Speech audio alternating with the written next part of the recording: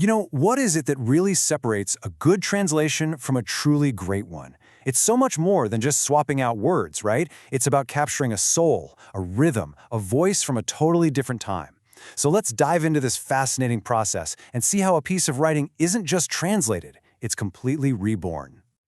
Okay, so here's our starting point. It's this really potent English description of the Norman invaders. You can just feel the energy, can't you?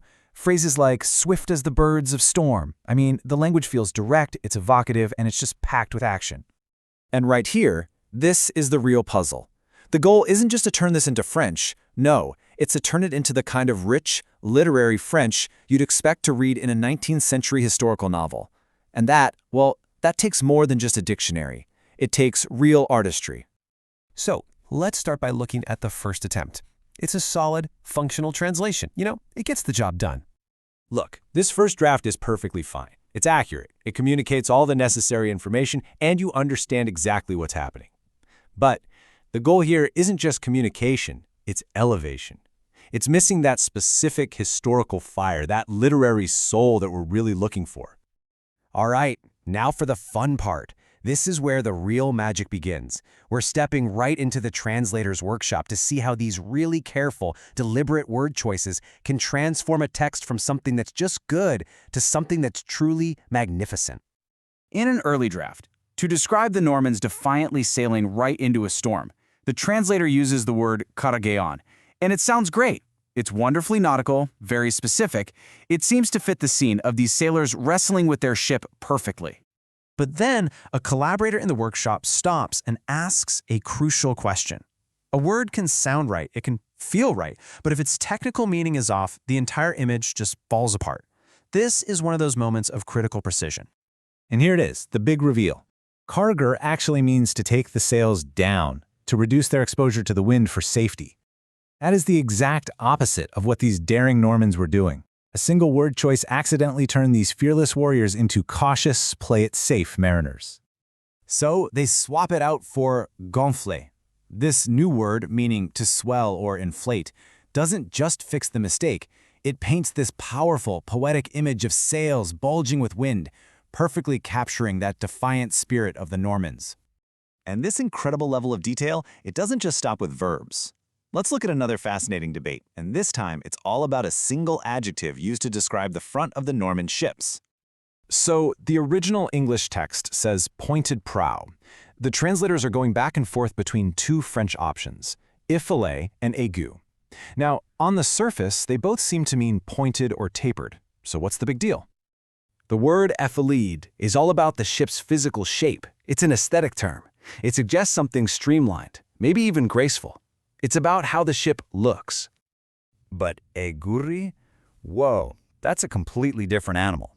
This word describes the prow's purpose, its function. It's sharp, it's piercing, it's aggressive. It makes you think of a spear point or the edge of a blade. It's not about how the ship looks, it's about what it's there to do. And that one choice is just, wow, it's so powerful. By picking aigu, the translator literally arms the ship. The prow isn't just a piece of design anymore, it's the weapon at the very front of the invasion, and it perfectly captures the Normans' aggressive intent.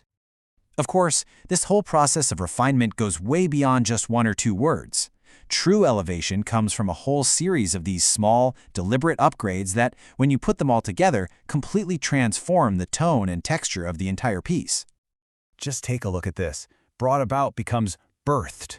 Can you feel how much more visceral and primal that is? Favored countries becomes milder lands, so much more elegant and poetic.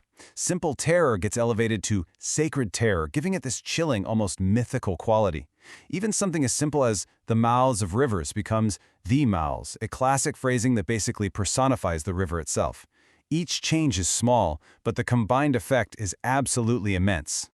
So after all of this meticulous debate, all the corrections and the elevations, what does the final text actually sound like?